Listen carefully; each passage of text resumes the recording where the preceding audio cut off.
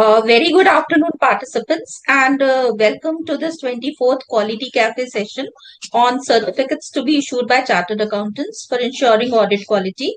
I'm C.A. Nidhi Singh, Secretary of Center for Audit Quality Directorate, and we have with us very renowned speakers, C.A. Padma Shri Crasto and C.A. Praveen Kumar sir. And the session would be moderated by C.A. Chintan Shah sir. Then we have with us the convener of Center for Audit Quality Directorate, C.A. Pramod Jain sir, and Deputy Convener, C.A. Vishal Doshi sir. Now, I would request Pramod Jain sir to welcome the participants, sir. Namaste to all. Namaste to all the participants and the panelists and the moderator and of course the deputy convener and the secretary. Friends, a very, very important to be topic which we are discussing in this Quality Cafe, certificates to be issued by Chartered Accountants. Friends, if we talk about the overall assurance practice, which is to be done by a Chartered Accountant in practice, assurance includes not only audit, but even certifications. And that forms a very, very important part of a member who is practicing as a Chartered Accountant. So how do we issue a certificate? Do we issue it correctly? How it is to be issued? What should be issued into that? All those, the discussions would be there. And it is very, very important because all the stakeholders rely upon whatever certificate is being issued by a Chartered Accountant. Various stakeholders, bankers, tenders, and so many other regulators. I would say for the visa and all those things, everywhere it is required, and they believe on whatever the certificate is issued by a Chartered Accountant. Hence, whether how we are issuing and not, for that we have got very eminent panelists today. C.A. Praveen Kumarji, who is top-notch shot into assurance practice. He does only assurance. He is there from Delhi. And of course, C.A. Padma Shri Crasto, who has been very, very instrumental in developing so many publications of the institute, even for, I remember, non-corporates, then the certification and all others. And thanks to Chintan Shahji, because we had the existing moderator which we talked about, he had certain medical emergency in his family. So thank you, Chintan Bhai, for agreeing to consenting to moderate this session in a very short time. And all this has been done by our, I would say, the super convener, C.A. Vishal Doshi ji, because audit is his passion and it runs into his blood. I would say assurance now, not only audit, assurance. Because a lot of things he has done over the past 2-3 years in the Center for Audit Quality and continuously is doing it. And currently also he is working over a very important checklist and a publication, of which a part is today's Quality Cafe session, certification. So he is working very, very hard on that checklist and the publication, which would be very, very handy for all the members.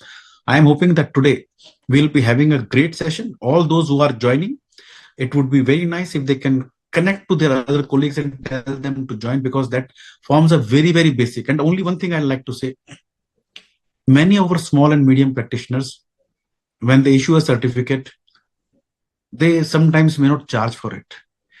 I feel that any service which you render, you have to charge. If you feel that is a certificate, your assurance, even the form of certification has a value, you need to charge appropriately. We should learn from the bigger firms, including Praveen Kumarji's, that if they issue a certificate, they don't charge below a particular limit of a few hundred thousands. So we all need to work over it. And I'll request the person who is behind this today's program also, Vishal Doshi ji, our super convener. Vishal bhai, just initial your few words, then Nidhi can take it forward with the moderator and the panelists. Well, thank you, Pramod bhai. Very good afternoon to all the participants. A very good afternoon to Parveen ji, Padma Shri ji, Chintan ji, and of course to Nidhi ma'am.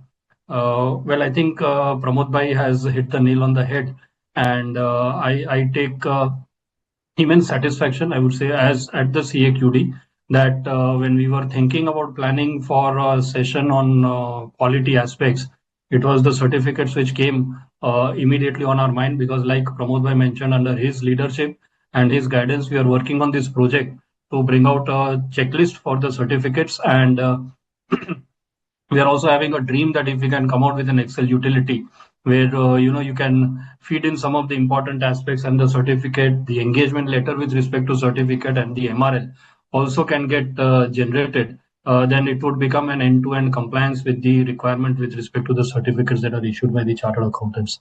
And I feel that Pramod Bhai, and to all the panelists and the moderator, we have selected the right topic, because we've got a lot of questions already from the participants.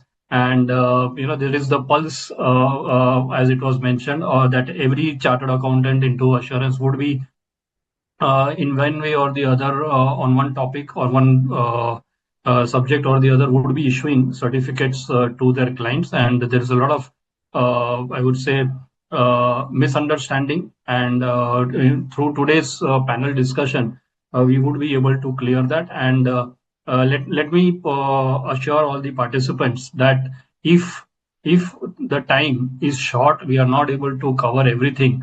Pramod Bhai, I would request that we have a sequel also of this particular webinar, maybe another 2 hours, and also maybe give participants time to further share their questions, so that threadbare these topics gets discussed to their satisfaction, to the satisfaction of the entire membership. So once again, thanks to everybody on screen and off screen for taking time out for this topic, and we would definitely enjoy the deliberations going forward. Thank you very much.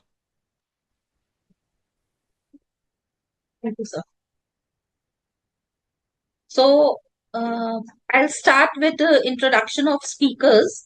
We have with us CA Padmashri Castro. She represents a large-sized firm and has over an experience of 21 years in practicing audit services across industry verticals of insurance, financial services. You are telling her age or experience? Experience, sir. Acha, acha. Okay. So age will be plus something. In practicing audit services across industry verticals of insurance, financial services, and manufacturing. She is also responsible for the quality assurance function in the audit and assurance services, which includes review of deliverables, conduct of online review, cold review of audit files, and thereby managing firm risks. She has been awarded Star Women of WIRC in 2024. Then we have with us CA Praveen Kumarji, who is a senior partner and national head of assurance division of ASA. He has over 32 years of post-qualification experience and holds a diploma in information system audit and IFRS from UK. Then he was earlier a member of NACA's ASB and AASB and expert advisory committee, besides various research groups and committees of ICAI. He has an experience of working on large number of statutory and internal audits, forensic, fraud investigation, and IFRS transition. Then he has been a speaker at various national and international forums on his subject matter of expertise. His book has also been published by CCH, and he has written many papers and articles for renowned journals and magazines. He has been invited to present paper by reputed institutions in Japan, Nepal, Singapore, etc., besides various large companies and branches of ICA across country. Now, our moderator, CA Chintan Shah sir, he has qualified his CA in 99 and was a rank holder of CA exams. He has also completed his MBF, the post-qualification certificate of ICI, with a rank. He is a law graduate and a managing partner of Chogmal & Co. Then he has an experience of over 25 years and specialization in providing audit and assurance services to Indian and multinational companies. He has undertaken various statutory audits of manufacturing companies.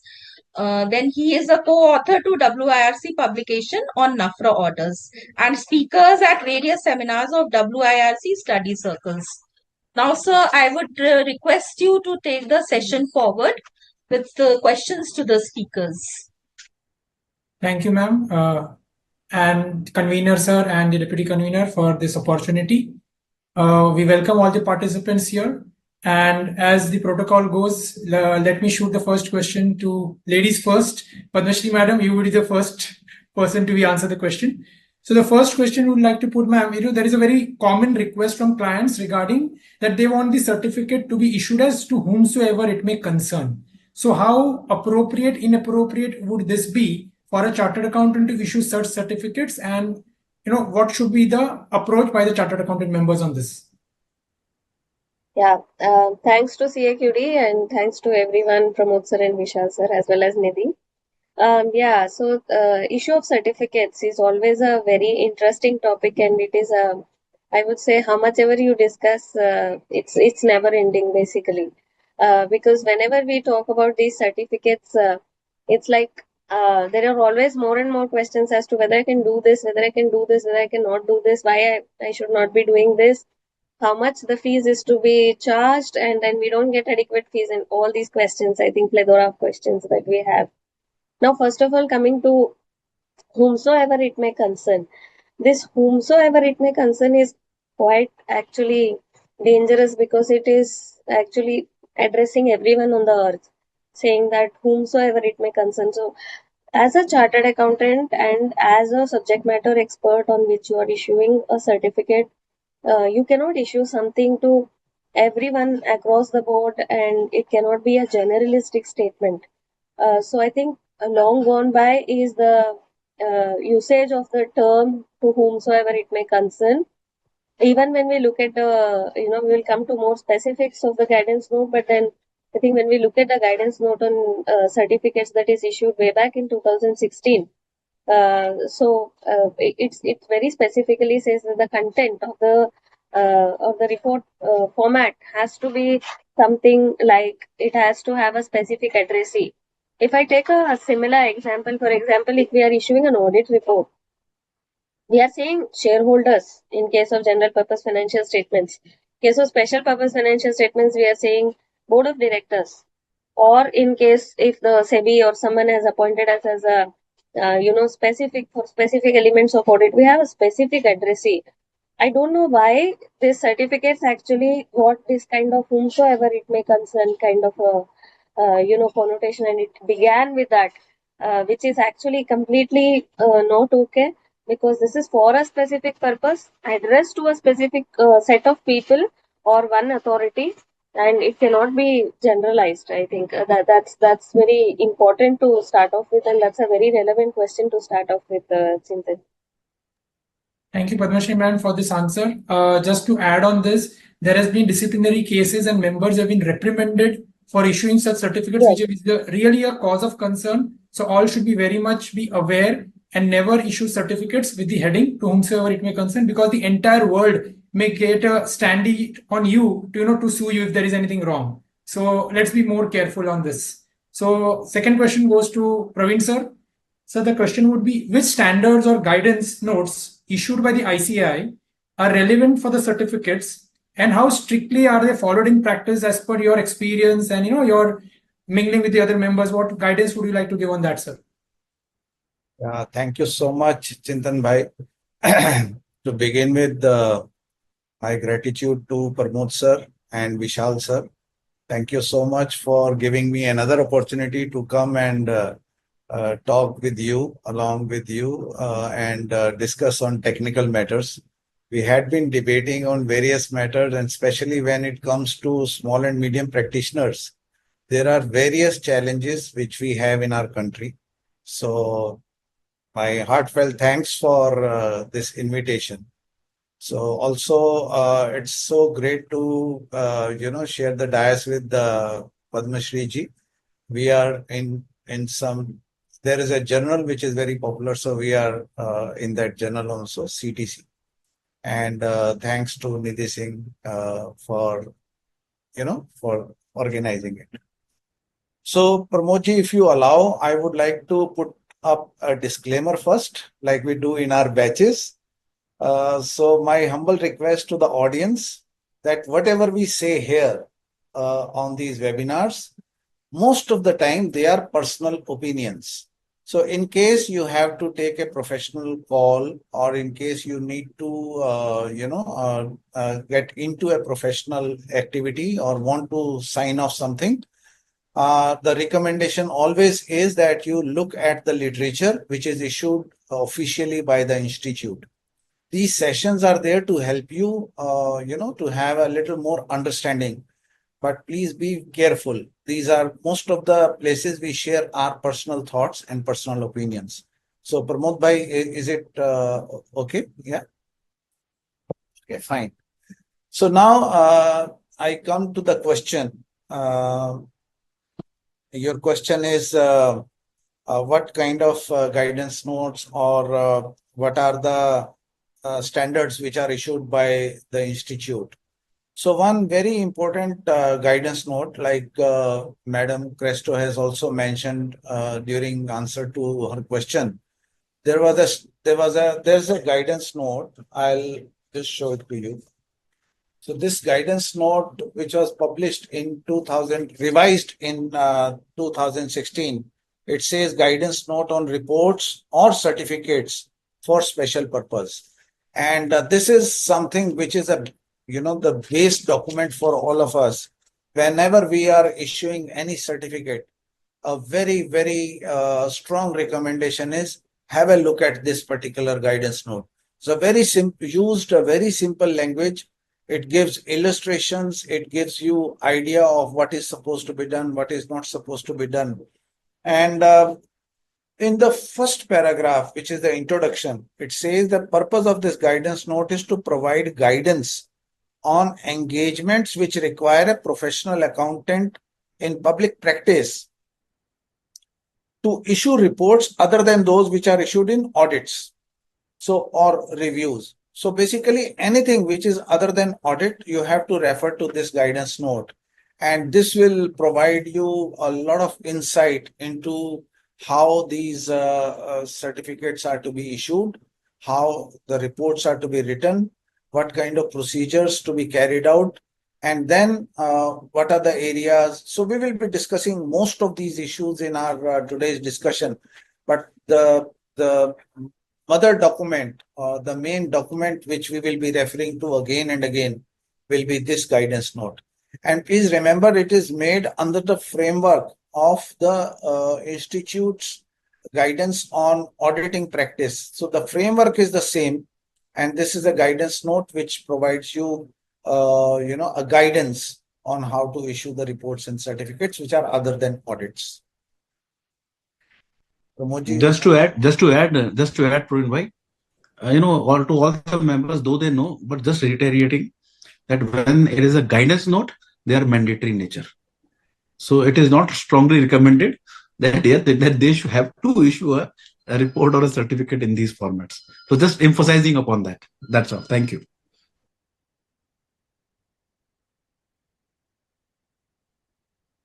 Yeah, Chintan bhai, you can go to the next question, please. Sure, sir. Thank you for this. So members, as Pramod has also added, this is something a very sacrosanct thing.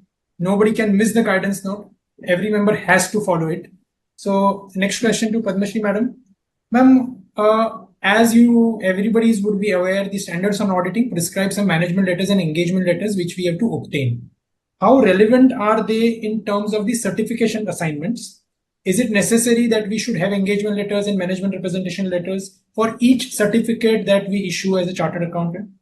And on a practical note, many organizations want, there are almost daily requests for such certificates. So can we have some combined type of MR on an EL? How would, practical approach be there with the guidance notes, meeting the requirements? Can you please throw some light on that? Yeah, I think a very relevant question again.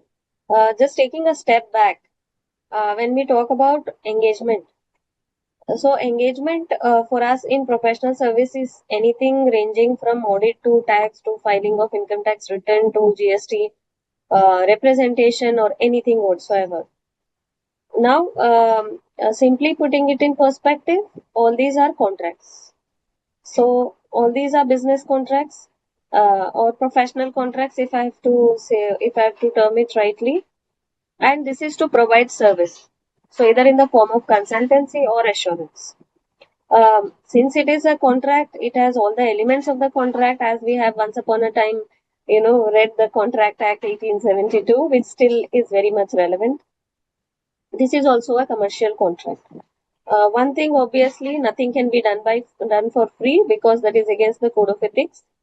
Because that will affect the independence and it will create a conflict of interest, right? So having this in background, so how do we know that we have actually agreed to provide a certificate to someone on some subject? So it's just the entering into a contractual agreement. The way we have to enter into contractual agreement for every service that we are providing, it's a similar one, and then obviously engagement letter will apply. I'll come to management representation, but engagement letter requirement does apply. Now, one thing obviously is the question is that, what is it that I will have to do an engagement letter? How long should it be? My certificate will be 1 or 2 pages. Do I need to make an engagement letter of 8 pages, 10 pages is the normal question. Now, again, in terms of certificates, there are two types of certificates. One, that the statutory auditor himself has to issue the certificates. That can be part of the stat audit engagement letter itself. CAQD has made a beautiful engagement letter generation, note or tool from which you can generate a lot of engagement letters at one shot. We can utilize that. That is one way of doing it. Now, routine certificates, like which are to be issued by the statutory auditor, and also additional certificates which are on daily basis that you are supposed to issue, can be made part of this. And then fees can be only an addendum. So a small addendum of 1 pager can be shared. You can say that the objective and everything is covered in the stat audit engagement letter itself. And then for the whole year, this is valid for the whole year or whatever. And then we can only sign an addendum for the purpose of engagement. So this is, mixing the theory plus the practical, in the sense we understand that, making an engagement letter for every single certificate may not be feasible. But yes, if you are receiving a fees for every single engagement, then there has to be some record, because the client is also bound to pay you. So there has to be some record for that, where you generate an invoice and underlying contract. So that can be an addendum, and the main terms of the contract can remain in the main engagement letter. That's about the engagement letter. Coming to management representation. Management representation, if we have a similar set of engagement certification engagement, then we can have a similar set of management representation. But for each certificate that we are issuing, we cannot take a collective management representation. We have to get a individually issued. Now, as Vishal sir also mentioned, we have to. The dream is to that. Ensure that if we fill in certain details, then those things have to get generated, and it has to be quicker for documentation for all the practitioners. But yes, having said that, in the absence of that, or still we are in the development phase of that, I think it is necessary for taking a management representation.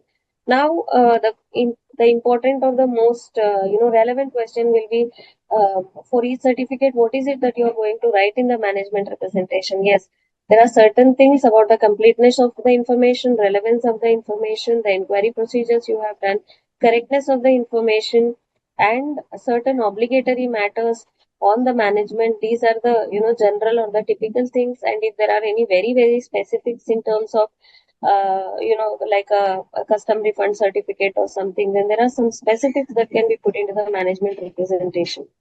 Now, management representation is not the conclusion, or it is not the evidence on the basis of which we will issue the certificate. However, management representation plays its own role in terms of binding the management of certain duties and obligations. So that becomes necessary. So for a typical type of certificates, we can generate it together and get it signed. And for typical ones, then we will have to redraft, and maybe we have to develop some.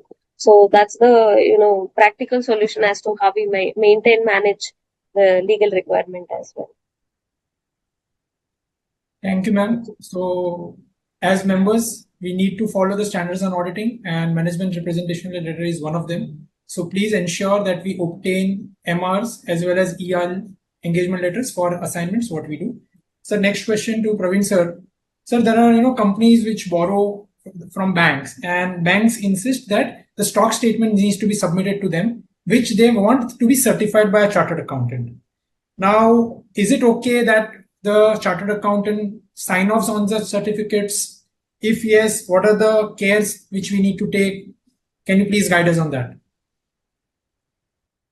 Yeah, this is very important point.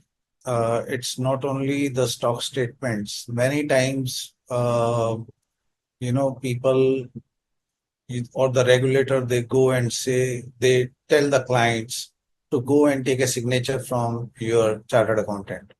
So it can be some people, they say that go and get your ITR, income tax return, signed from a chartered accountant. Or they say that, okay, your stock statements, you go and get it signed from the chartered accountants. So looking at one perspective, things from one perspective is that all these regulators, they know if a CA has signed these papers, I can rely on it. So it's a matter of feel good factor that okay, there is still in society there is a confidence that if a chartered accountant is signing some paper, so that has got some sanctity. Now, what is our responsibility? Are we supposed to sign the paper just like that? I think we need to be more careful, and we need to really respect the confidence which the society at large has imposed on us. So there are two kind of assurances which we can give. This is what clause number 4 of this guidance note is talking about. One is reasonable assurance, which says that whatever is written there is no material misstatement. And the second is limited assurance, where we say that nothing has come to our notice which would alarm. So I'm using very simple language. I'm not being very technical here. But when somebody comes to you and say that please sign the stock statements, it's not as simple as that. You have to carry out certain procedures, and then you have to create a report that whatever your procedures were carried out, what was your conclusion and what is your opinion, and then you can put that report along with the those statements. So there is a standard which is SRS 4400, which talks about agreed upon procedures. So you can take the engagement that, okay, I will every month and I will go and count your stock or inventory and will do the valuation. I'll do these procedures and I'll give you my report based on those procedures which are kept. These are agreed upon procedures. Or if it is given in the shape of a certificate or in the shape of a report, you have to please remember that you need to apply the guidance which has been given in this particular guidance note which we are talking about. Merely signing on the stock statement is not something which is prudent. It's not something just by signing. What are you mentioning? What are you saying? Are these stock statements true and correct? Are you saying that is zero risk of misstatement? It's very difficult to to understand what is being done. The bankers, why they say it, they want to put a little pressure that whatever management is giving to us, at least a qualified accountant has looked into it and they have put their initial to it. So that's their perspective. And client perspective is that I have to get my work done, so please sign it. But your perspective as chartered accountants or as practicing chartered accountants, you have to follow what is required to be done, and then you have to give your report or you have to give your opinion on the basis of the procedures which you had carried out. So this guidance note very clearly says, and we discussed it in the previous question also, that each engagement will need to have an engagement letter. You have to agree what will be your scope. And then you have to not only do the procedures, you also have to take written representation. And then you have to give your report, which will carry, the basic information that these are the management responsibilities, these are the auditor's responsibilities, these are the procedures which we carried out, this is our conclusion, and this is our opinion. And also, there is a restriction to use. So, like in the very first question, we discussed that to whomsoever it may concern is not allowed. You have to mention in the certificate itself that this certificate is for this particular purpose only. Like many times people say that, okay, I have to apply for a tender and you please give me this particular certificate. Just mention that my turnover as per my audited balance sheet is this much, or my inventory is this much. Even then, you have to do all your procedures.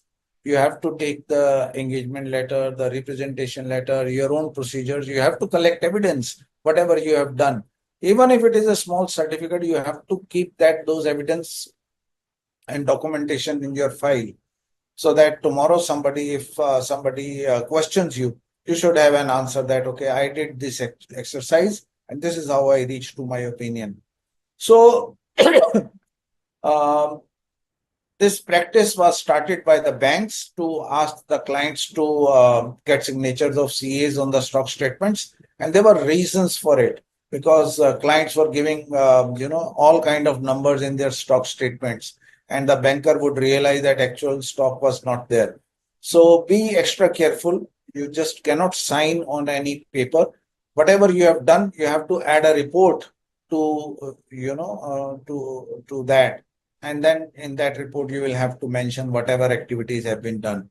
So this is something which is very, very serious, and please do not take it lightly. Like, we had discussed that there are strict actions which are being taken for the people who are just not carrying out their work properly. I'll just like to add out here, Praveen, right? Just supplement, because this is very, very important. As you said, on that stock statement, a few of the members just put the signature stamp and the UDN. Now, the main thing is, what are we certifying? Always the emphasis is of the CA practicing member should be certifying what? Actually, we are not working upon the thing that whatever is certifying. The banker says certify the stock statement. Certify what about the stock statement? What? They say certify the financial statement. Certify what in the financial statements? Okay, certify what? What is very important, that whether these stock statements are these quantities, values given as per books, as per physical, matching at cost. What does we certifying? We have to emphasize and restrict our responsibility when we are issuing a certificate for that matter, anything. It is not that someone saying certify what? If we are able to understand that stock statement today, the manager would be feeling that, okay, these are as per books. Next day, he would be feeling that it is as per physical. Next day, he would be feeling that it is at cost. Next day, he would be feeling it is at market price or at NRV next day. So whatever he feels, he will say, he has certified everything. I can do what I am certified for all certificates. And just this because of stock statement, it is there. Even when the banker says certify financial statement, what should I certify? They say certify financial statements. In financial statement, what should I certify? That these are originals or these were filed, or what is so important? I'll request each participant to focus for all their certificates, that what are they certifying. If they're able to crystallize that, restrict that responsibility, then only the purpose of our certification would be coming to a proper conclusion. That is what I wanted to add. Thank you. Yeah, Pramod bhai, and clause number 6 of this guidance note exactly mentioned the same thing. The word certificate is described in the laws and regulations or even in the contracts that an entity might have entered into can normally be associated with reasonable assurance. So we, as chartered accountants or as practicing CAs, we cannot have zero risk a statement. So that is something which is so using the word certificate had been loosely used. Praveen bhai, it is not zero risk. It is 100% risk. That whatever you think, I am responsible. I am ready for the risk. Reverse way. Yeah. I have to crystallize that certificate wording. Vishal bhai wants to add something, I suppose. Adni, I want to just maybe add a question, not a response, to what was being discussed. Parvinji, when we are talking about the statement certification, is it also important for the auditor to mention whether that has been physically verified or not? Means whether it is just the value that is being certified or the quantities also are being certified. Is it necessary to include that, sir? So Vishal bhai, let us look at the reason why the bankers have started asking for stock statement to be signed by the CAs.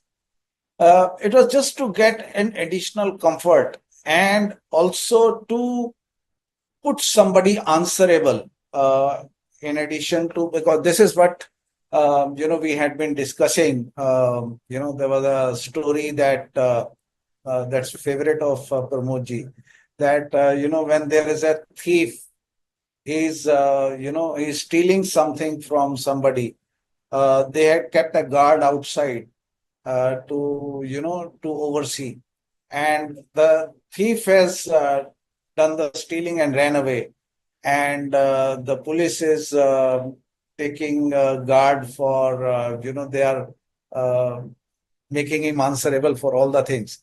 And after some time, the thief also comes back and tells the guard that you should have done like this, you should have been more careful, So basically what happens is the bankers want to save their skin.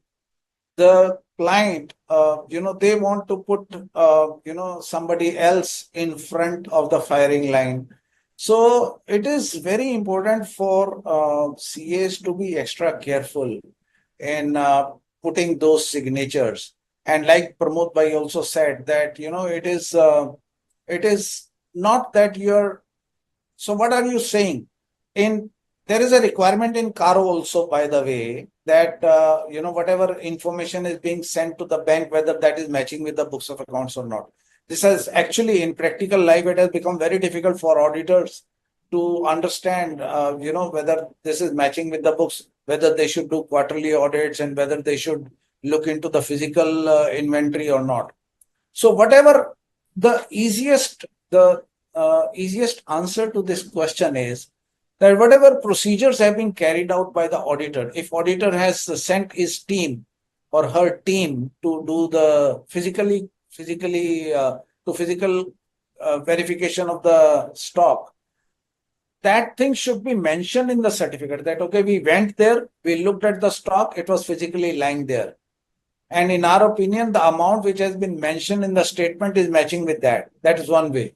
Second way is we looked at the books of accounts. Books of accounts are also depicting the similar kind of amount, but we have not done the valuation, So you have to be very, very careful what you're writing in these certificates. So it's not merely signing the stock statement, but it is what you're writing as your report on that.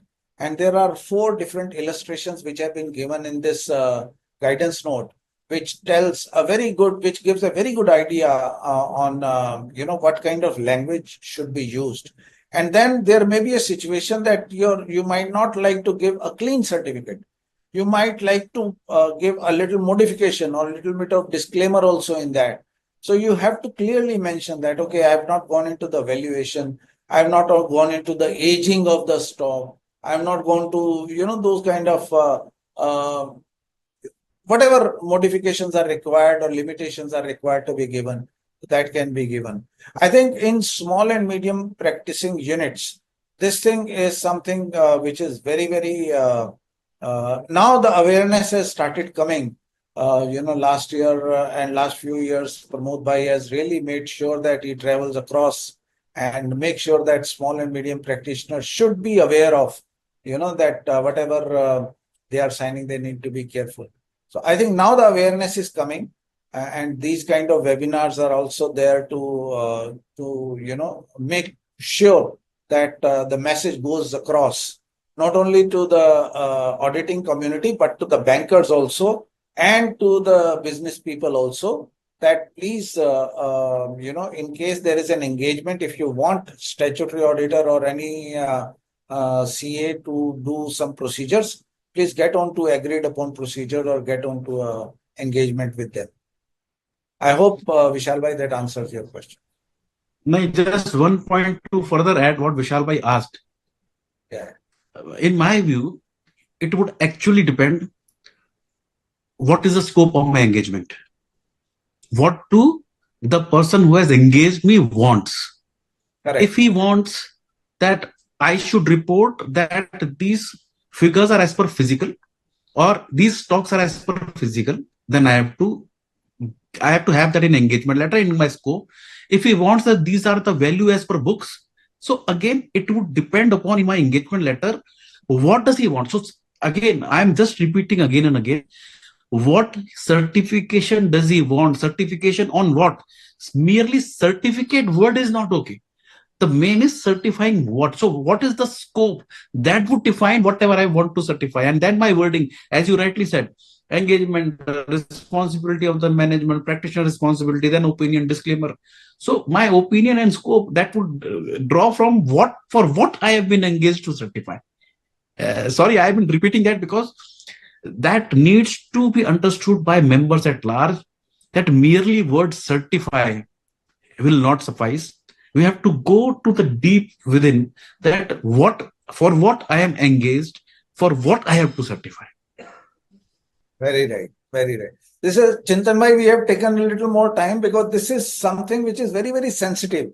And Definitely, a lot sir. of small and medium practitioners, they still are doing the same thing. So we wanted to make sure that the message goes across very strongly. So this is by the member for the member. So let everybody benefit out of the deliberation. Vishal Bhai wants to add, I suppose. Yeah. I fully agree. And because what happens is that when we see certificates with respect to, just certifying that the amount is so and so, there is no clarity whether physical verification has been done, not been done. And like Parvinji was sharing that story, tomorrow it should not happen that, if any physical discrepancies is found and on the basis of that certificate that has been issued, where nothing has been mentioned that whether physical verification has been done or not been done, the practitioner is found guilty. That it's deemed that you would have done a physical verification because you've not mentioned that you have not done it. So I was just trying to highlight that, and definitely, Pramod, like you mentioned, that once it forms part of the engagement letter and the scope, the fees also has to be charged accordingly, because you can't have the same level of fees with or without physical verification. I think that is also something which would be very important and relevant. Absolutely. Thank you all panelists as well as convener, deputy convener. This question has opened up not many discussion areas. So thanks, and the members would have definitely benefited from this fruitful discussion.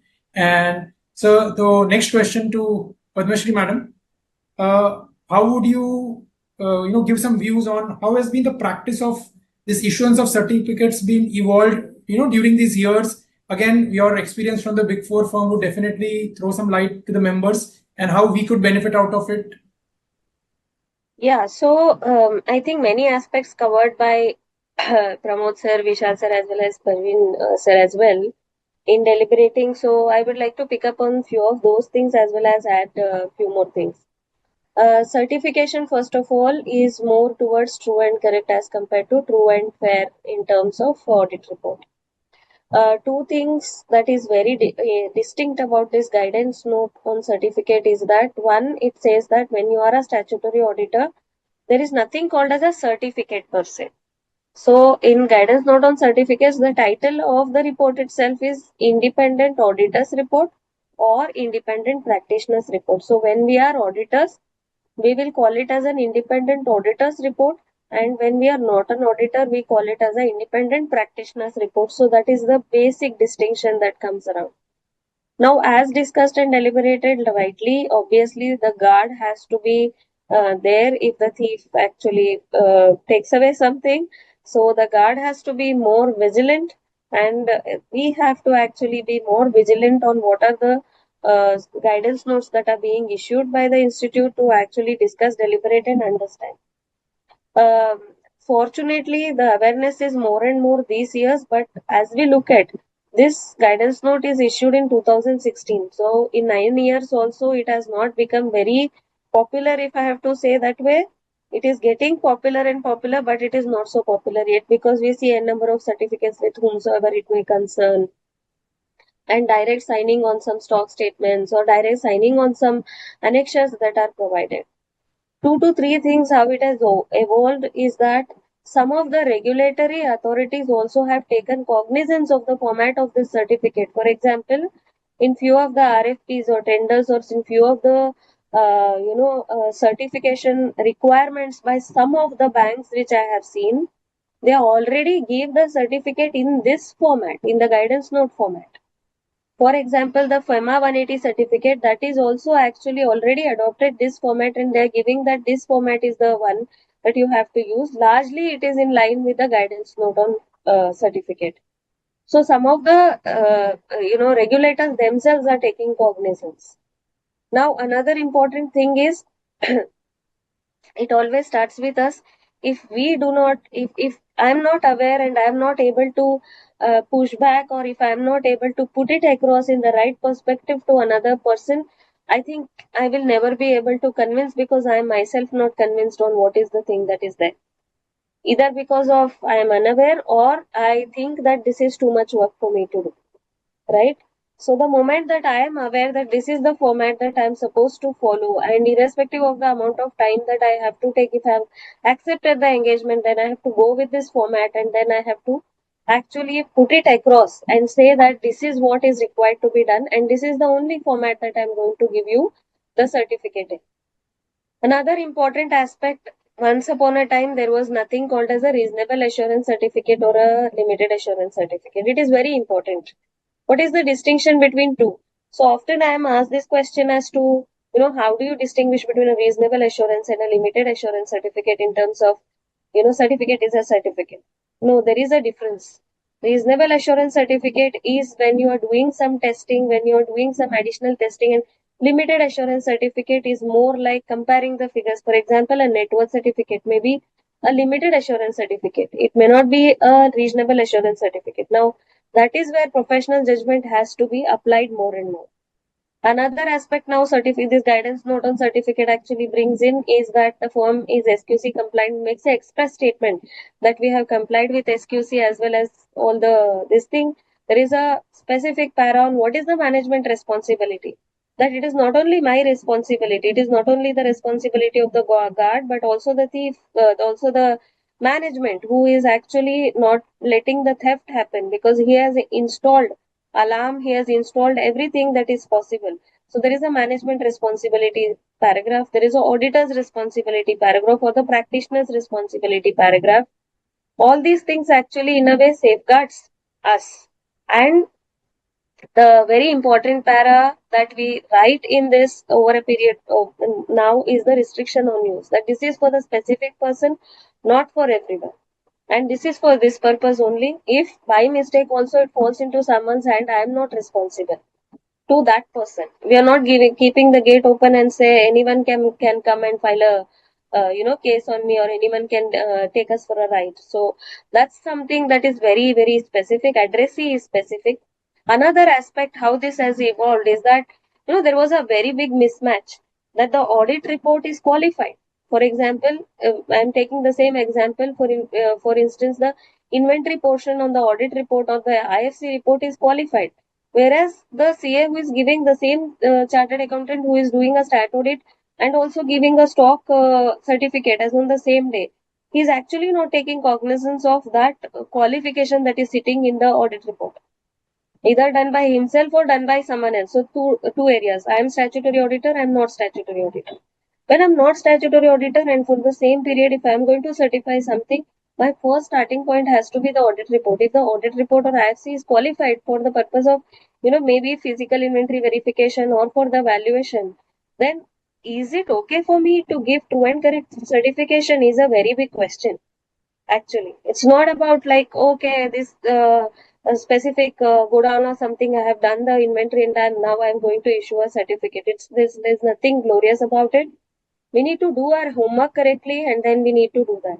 And then more importantly, the certificate is, in case of reasonable assurance, it is opinion, and in case of limited assurance, it will be conclusion. And this can be qualified conclusion, this can be qualified opinion also. And if we have only done the audit of that same period, out of which one of the elements we are certifying now, we have to make an express statement that we have audited the financial statement as on the same day, and then now we are issuing a certificate. So all this actually in a way ties the open ends or the loose ends so that it gets connected in a proper manner, and then the certificate that we are issuing actually is more meaningful. And the practices that have changed over a period or evolved over a period is for the good of, I would say, is for the good of us. Because gone are the days, as we discussed, to whomsoever it may concern, that anyone can walk in and charge. Instead of that, we are getting into more specifics, getting into these things. Now, how the risks are evolving? Yes, you are giving certificate for the purpose of IPO, for the purpose of bank statutory audit, for the purpose of stock audit, for the purpose of n number of things, right? The risk is ever increasing. Anyone can actually take up this certificate who is meant for, and then it gives into a lot of litigations also. And regulators, as you see, regulators are looking at all these things more and more carefully. We all know of an instance where there was an income tax certificate that was wrongly issued, and then the individual practitioner was heavily penalized and also debarred for 10 years in one of the cases by an FRA, right? So the boundaries or the horizon is blurring, and it's more and more the risk and responsibility is ever increasing. People on the other side of the table are aware of what they are getting us into, but then if we are sitting as if we don't know anything, and then if we get into that voluntarily, then I think it's a big matter of concern, because things are evolving at a very drastic pace. A time when only a certification, an income tax officer or a CST or a GST or a customs officer would ask, like, for the purpose of refund, get me a certificate. And then someone would sign something and give it to him, and then he used to release refund or something. Today, it's not the case. If there is any discrepancy, he raises it to the ICA disciplinary committee or to another regulatory authority or to someone. So he is also reading and he is also accepting. And in, I would say, not 100%, but yes, out of 85 out of 100% cases where there is a dumb format that is given by anyone whatsoever, and then if we say that this is what is my guidance, no, this is what I'm supposed to follow, you have to take it in this format. When we give that pushback, in 85 out of 100 cases, it gets passed. In other 15 cases, then we will have to issue one more letter saying that this is all that I have done as a work. So that is a practice that varies from firm to firm. But in 85 out of 100 cases, it passes through the test that if I have to give the pushback, I will have to give the pushback. So to give that pushback, I have to be aware of, and I have to analyze and assess my risk. If I don't do that, and if I am still okay to sign whomsoever it may concern and just a one paragraph certificate, then I think we're inviting trouble over there. Thank you, ma'am, for this. Yeah, Sorry. I would like to add.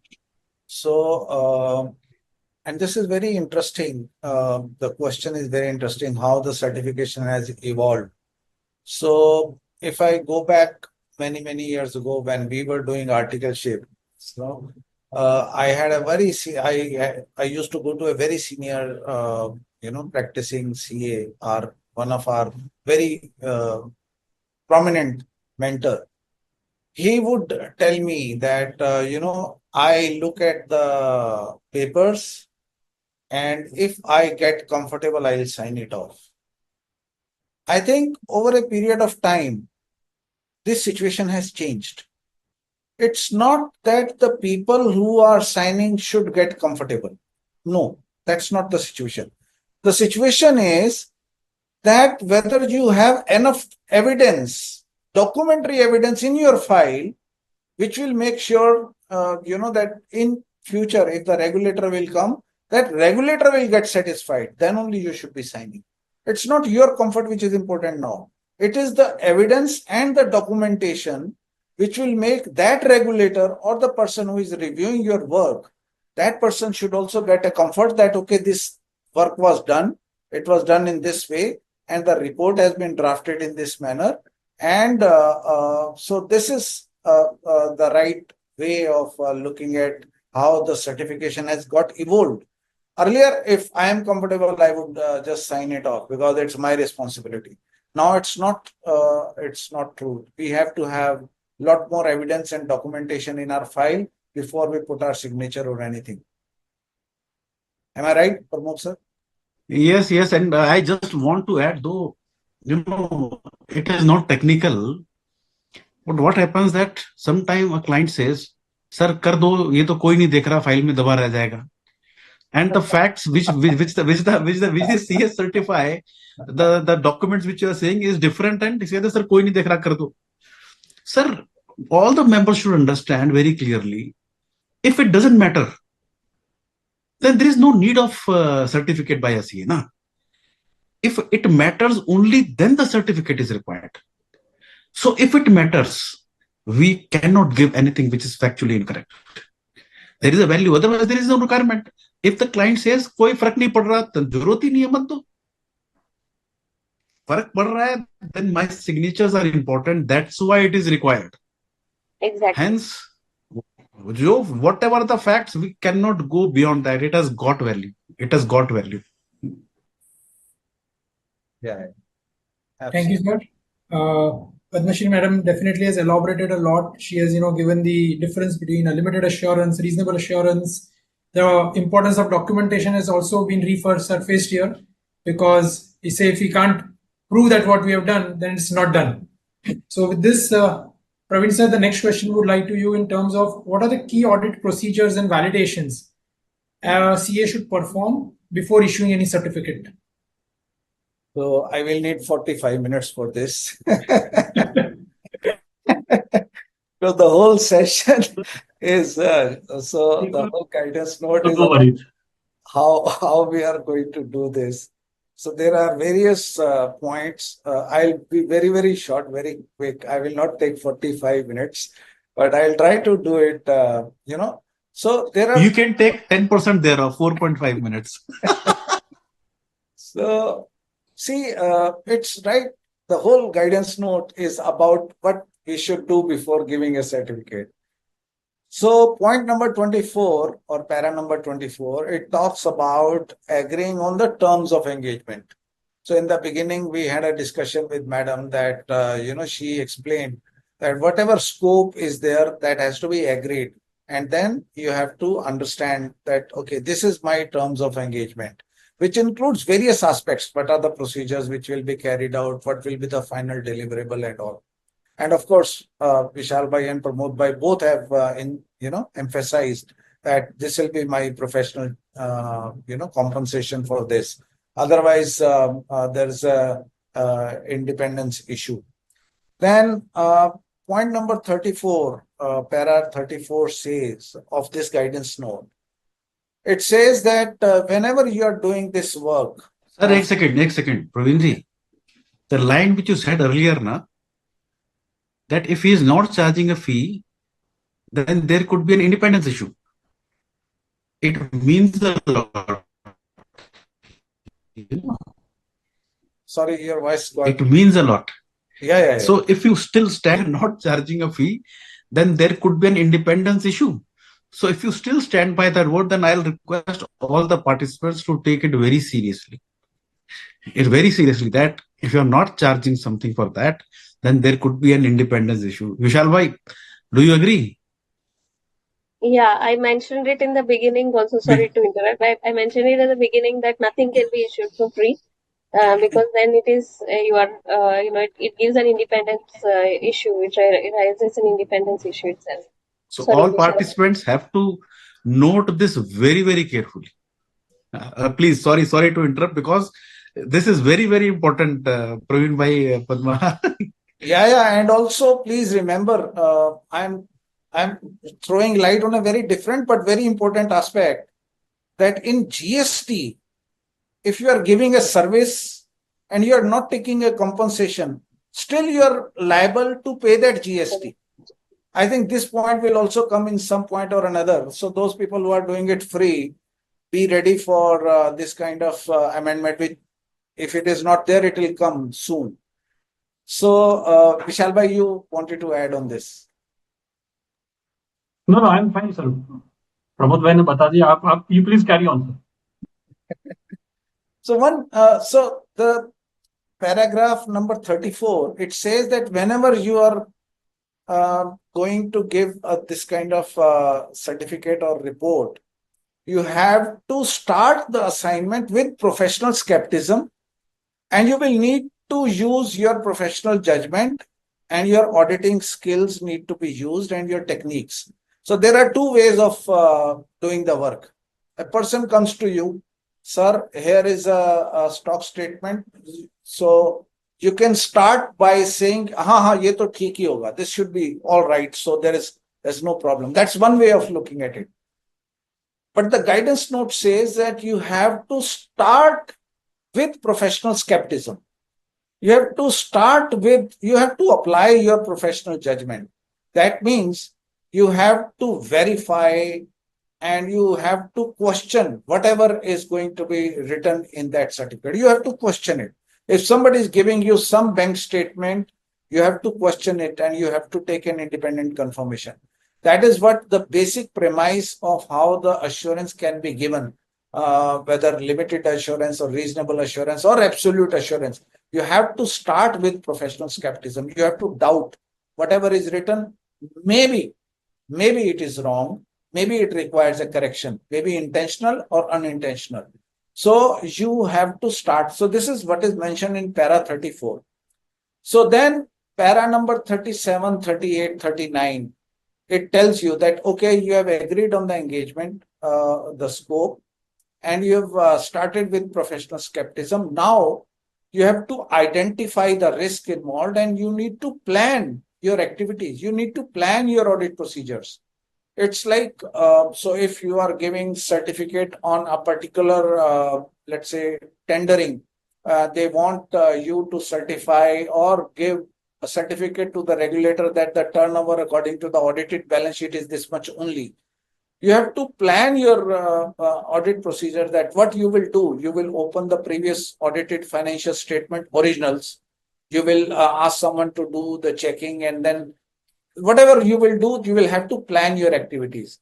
And then this planning should include that what kind of scoping you will do, what procedures you will be performed, how much you will be considering the materiality. That is also, there's a lot of guidance on this guidance note, that whether you want to include materiality concept and what kind of materiality you will be deciding on it.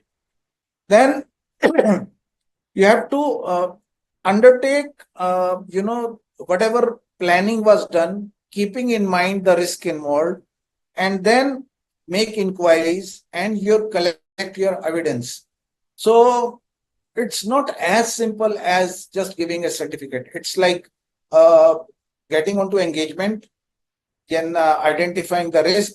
Please remember, you will always be using professional skepticism as the base. And then you will, carry out your procedures. You will make inquiries. You will collect evidence. You will document those evidence and the procedures which you have carried out. And then only, you will be able to mitigate the risks or, risk of misstatement in that certificate. And then you will be able to give your report thereon. So before forming the opinion, you need to make sure that you have enough evidence and you have taken the representation also. You have done the specific inquiries, and all these need to be documented and have to be kept in your file. So this is before you put in any signature on any paper. you need to understand that there is a lot which goes behind it. So, so I think if I remember, there was a small story. There was a very famous painter, and he met somebody, on a aeroplane, or sitting beside. So the person came to know, oh, you are this famous painter. Can you draw something for me on this piece of paper? So he took the pencil and he did painting of some kind in 5 minutes. And he says, sir, wonderful. So how much charges? So he quoted some few $1,000 or something like that. He said, but you spent only 5 minutes and you're charging so much. He said, uh, of course, to you it is 5 minutes, but my 50 years have gone behind to reach at this place that within 5 minutes I can do this. So when you are signing a certificate, there's a lot of activity which goes behind, right from agreeing on the engagement, identifying risk, you're planning the engagement, performing the procedures, collecting the evidence, getting the representation, and then forming your opinion and then putting it down in the report. So it's not as simple as just signing on a piece of paper. So a lot of activities has to be done. So, Chintan bhai, I would have loved to make a full presentation on this, but I think we can concise. Actually, we can look into these paragraphs of the standard. This session is being recorded, so if somebody wants to relook at whatever paragraphs I had mentioned, they can replay and they can listen to those paragraphs. And actually, they can open the this guidance note and they will come to know that it's all about huge activities which needs to be taken care by a person who is in practice before giving any certificate. Thank you, Praveen sir. And 4.5 minutes only, 10% of my time. No, Vishal sir has already permitted a sequel part 2. So definitely, we can elaborate, have a better discussion, more elaborate discussion at that point of time. So, Padmashri madam, the next question would be to you. You have already given some glimpse about the limited assurance and reasonable assurance. Then some question related to you. How would you say certificates and audit reports are different? Can you elaborate on that now? Yeah. So audit report per se, whether it is of a listed, unlisted entity or a non-corporate entity or non-company entity, audit is a full-fledged exercise in the sense that audit is either a general purpose audit or a special purpose audit, and audit of our entire financial statements or of certain specific elements. So audit is much more deeper, dwelling into starting from identifying the risk controls, elements that are required over there, and then looking into various aspects, and then sampling, testing, and ultimately coming to a conclusion of whether the underlying financial statements are true and fair or otherwise. So audit in itself is a long journey. Certificate, or whether it be again between reasonable assurance and limited assurance. So tracing some amounts from a already audited financial statements. I again take the example of net worth certificate. Net worth certificate from an audited financial statements, irrespective of whether you have done the audit or someone else have done the audit. Now that is a very limited activity as compared to the elaborate activity of audit. Now again, you will have to go back to the audit report, see whether any aspect is qualified, not qualified. Overall, make a basis of how you will be concluding on that specific element of the financial statements, and then you'll call out a net worth certificate. And then the next thing is, about the reasonable assurance certificate. Now, whether one of the questions that often come is that whether essays will apply to all certificates or they will not. To the extent possible, essays will apply to the certificate. It's not, it is written in the preface itself and in the guidance note. So testing, sampling, now true and correct is for some specific elements if you are certifying. That will be true and correct. There is one limited assurance, tracing, posting kind of certificates. Then there is, reasonable assurance where you actually do the sampling, where you actually look at some of the elements of control over there. And then the past audit report, or if audit is not done, then what are the things that are underlying and done. I think few of the things that Praveen sir very specifically mentioned, and which are the crux of this entire procedures that he mentioned, that you will have to do the planning, you will have to look at what are the risks, you will have to look at what are the controls, you will have to look at what are the underlyings, and how is it that you are looking at from issuing a certificate. We have to remember one thing, that when we are issuing a certificate on specific elements, it is more specific in the sense that audit is overall true and fair, and this is actually true and correct with respect to that specific element. And that is why, though by title, guidance note calls the certificates that are issued by the statutory auditor as independent auditors report on so and so, but auditors report in terms of the SA 700 or the SA 800, which is special purpose or general purpose, is much more wider than coverage, and it is actually more elaborate. And specifically coming to, this is only for specific purpose, for a identified thing, and then with a restriction on use. Even in 800 you will have restriction on use, but then this is very very specific to the element, to the type of certificate subject matter that you are looking into. But then again, in this, some of the elements of audit will be overlapping. For example, if it is a very very typical subject matter, and if you have used an expert for a certificate also, then those are the aspects that you can cover here. If you want to issue a qualified opinion or a conclusion, you can do that. So those are some overlaps in terms of terminologies and ways of conclusion, and in terms of certificate, but largely certificate is very very specific, and audit report is for the wider financial statements. Now when some of these things in terms of the qualified opinion or qualified conclusion, or how to draft something, how to take the samples, how to determine a materiality, we go back to the essays, and maybe we will follow similar thing that we actually do in case of an audit also. But then definitely audit report is wider in scope, and certificate, though specific, is very very targeted, because you are giving true and correct, and you have to be much more careful over here. Thank you, ma'am, for this, guidance about, and clearing distinction between an audit report and a certificate. And in terms of, sir, Praveen sir, the next question we'd like to put to you is, as we have joint audits, can we have joint certificates? Can two CAs or two CA firms issue and sign off on one certificate? So why are most difficult questions being sent to me only? Seniority, sir. No. As the previous question was also a very interesting question. The difference between the audit reports and the certificate. The whole profession is revolving around giving assurance to the public at large or to specific people. So I think these are very, very, the discussion is very intense today. So your question about whether a certificate can be jointly done by two CAs or jointly done by two CA firms.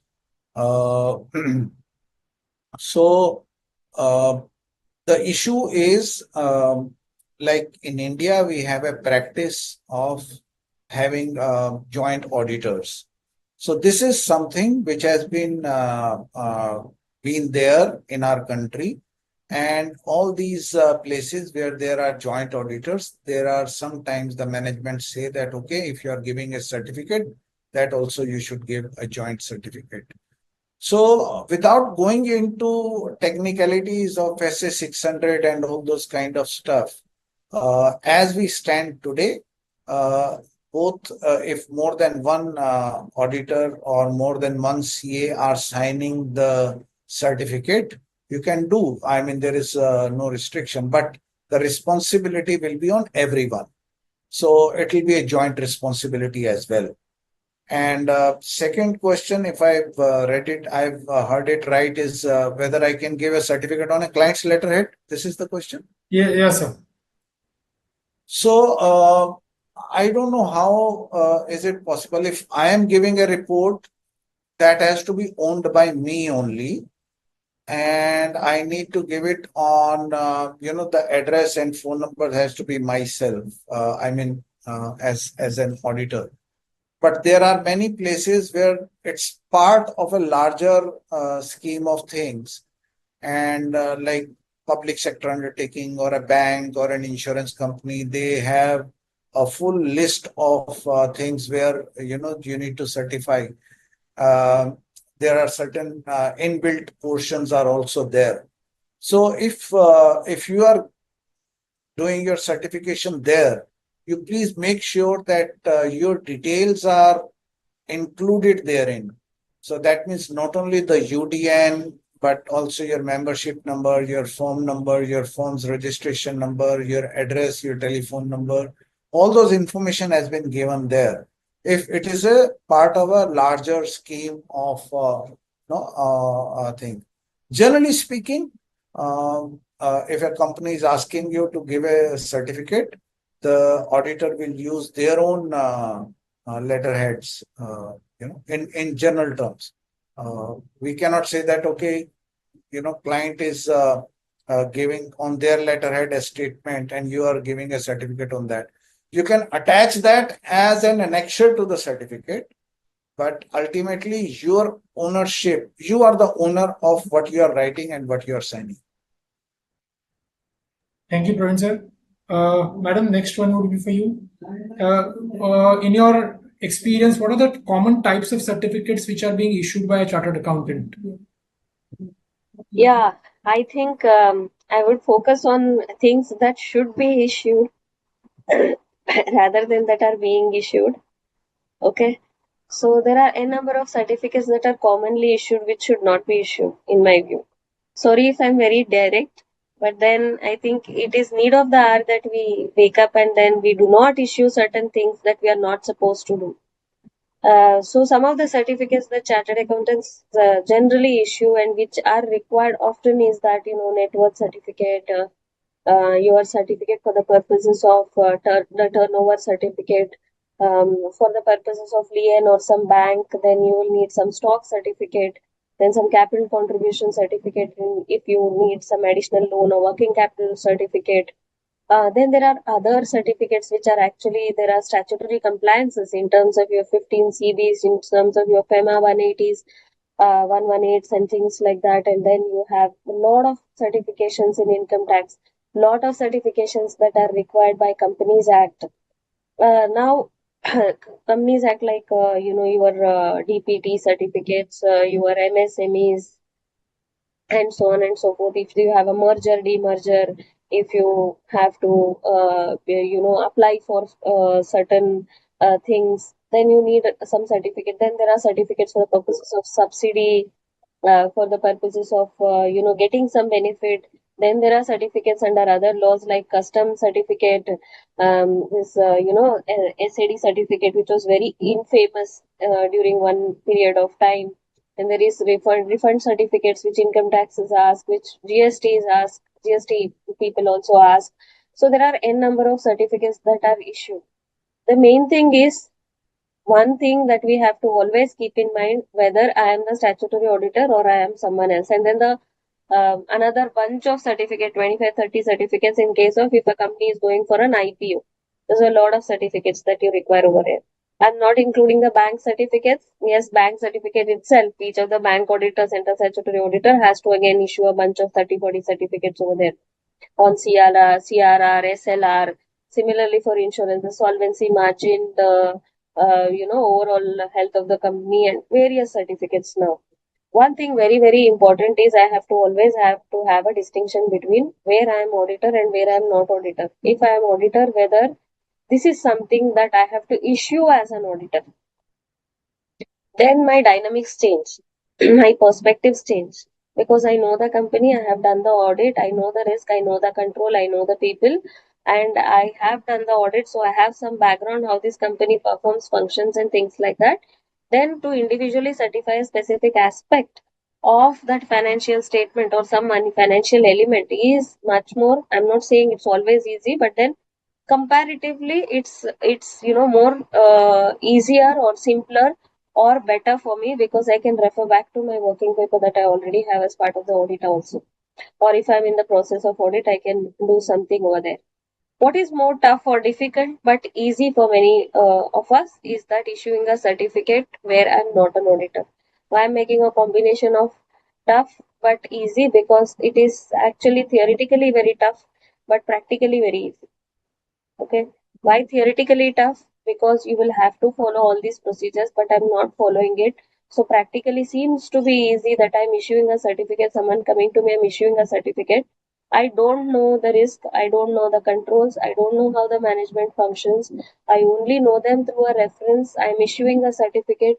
Seems easy, but actually not so easy, and it is heavily risky. Tough as per theory, seems easy, but then highly risky. So it's a kind of contradictory within itself in that sentence. There are three combinations over here. Ideally, 1 and 3 matches because it is tough, so it is highly risky for you to issue. But then practically it is getting here, and then we are issuing those certificates bang on. Because for even certificates, we write a statement which says that I follow SQC1. That means right from the client acceptance plan to capability competency part, we have to be clear enough. So we have this, sometimes we think we know everything.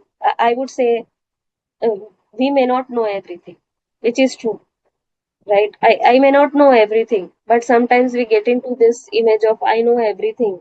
So someone comes to me for a certification. I actually practically take a step back and think whether I have the capability and competence to do this. I am not omnipresent. I am not the one who knows everything in this world. Do I know this subject matter? Do I know? Should I certify? Is a question I would say we have to ask every time a certificate comes to us, whether it is something that I have audited, whether it is something someone else has audited, but we have to continuously ask this question. When we are issuing any type of certificate, we have to ask this question whether I am competent, capable to issue this. And that's why I started my statement with saying that I'll talk more about certificates that should be issued and rather not about things that uh, are getting issued. Rather, I have to always think about these things and then go for the certification. Thank you, ma'am. In fact, there was a second question which I wanted to ask to Praveen sir, that which are the type of certificates which as a chartered accountant should not issue following the protocols and the guidance note, and also as a statutory auditor which we should not issue, as something which is prohibited type. So Praveen sir, I think this question has been made easy because madam has answered it partly. I will just add to the whole thing. I think very, very nicely answered this question, combining both what you can do, what you cannot do. But I think when you are a statutory auditor, you cannot put your foot into the shoes of the management. I mean, you cannot do the internal audit, and you cannot, do those kind of give those kind of certificates which are internal ones. And also, I will add, that the guidance notes suggest that as far as possible, we should avoid giving absolute assurance, which means zero risk. Whatever is being set is absolutely sacrosanct. Because this is it's very difficult. There are always inherent limitations whenever we are doing some kind of checking or some kind of reviews or some kind of procedures. There are always some inherent risk which will always remain there most of the time. So we should try to avoid giving absolute assurance as far as possible. And then I'll give another example when you have asked that what kind of certificates we should not give. So if a client, let's say, hypothetical example, a client has some kind of stock lying in some other country, which is a very disturbed area at this point of time, and they go to the regulator or some place and they say that okay, this much inventory we are giving, and these people say that okay, get this certificate from the auditor or your CA. You cannot go into that country and do a physical verification because there is a disturbance going on there or there is a war going on there. You cannot enter into that territory. So you cannot give certificate. You have to give a disclaimer. It's not possible. So many times there is a scope limitation. And if I read from the guidance note itself, the paragraph number 23 says that, even before accepting the assignment, there can be a scope limitation.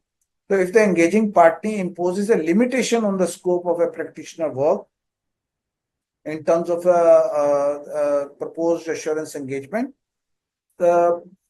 and the practitioner, which is the CA, believes the limitation will result in the practitioner disclaiming an opinion. So you should avoid taking it until and unless it is required by the law. If the law says you do not accept it. So that means you need to be careful, giving any certificate of that kind where there are scope limitations and you cannot carry out your procedures easily.